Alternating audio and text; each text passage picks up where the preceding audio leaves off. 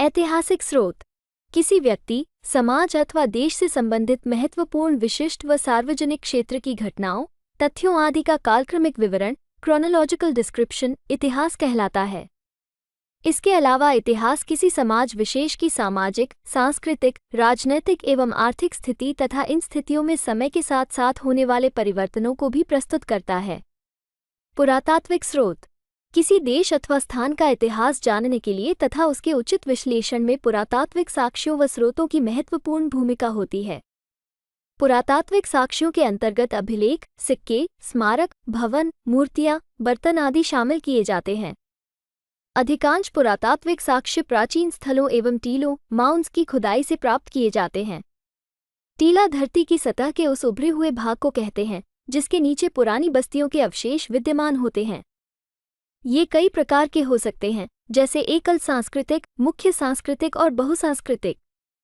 प्राचीन टीलों अथवा स्मारकों का उत्खनन कर वहां से प्राप्त वस्तुओं व कलाकृतियों के आधार पर क्रमिक ऐतिहासिक विश्लेषण करना पुरातत्व विज्ञान, आर्कियोलॉजी कहलाता है। पश्चिमोत्तर भारत में हुए उत्खननों से ऐसे नगरों का पता चलता है जिनकी स्थापना लगभग 2500 ईसा पूर्व हुई थी। उत्खननों से हमें गंगा की घाटी में विकसित भौतिक संस्कृति के विषय में भी जानकारी मिली है कि उस समय के लोग किस प्रकार की बस्तियों में रहते थे, उनकी सामाजिक स्वरूप एवं संरचना कैसी थी, वे किस प्रकार के मृदभांड उपयोग करते थे, किस प्रकार के घरों में रहते थे, भोजन में किन अनाजों का उपभोग करते थे और किस प्रकार के औजारों तथा हथियारों का प्रयोग करते थे। दक्षिण भारत के कुछ लोग मृत व्यक्ति के शव के साथ औजार, हथियार, मिट्टी के बर्तन आदि वस्तुएं कब्र में दफनाते थे तथा इसके ऊपर एक घेरे में बड़े बड़े पत्थर खड़े कर दिए जाते थे। ऐसे स्मारकों को महापाषाण, मेगालिथ कहते हैं। किसी प्राचीन वस्तु में विद्यमान C14 में आई कमी को मापकर उसके समय का निर्धारण किया जा सकता है।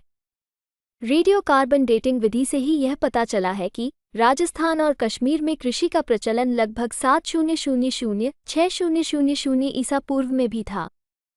पौधों के अवशेषों का परीक्षण कर विशेषतः परागों, पॉलन के विश्लेषण द्वारा जलवायु और वनस्पति का इतिहास जाना जाता है।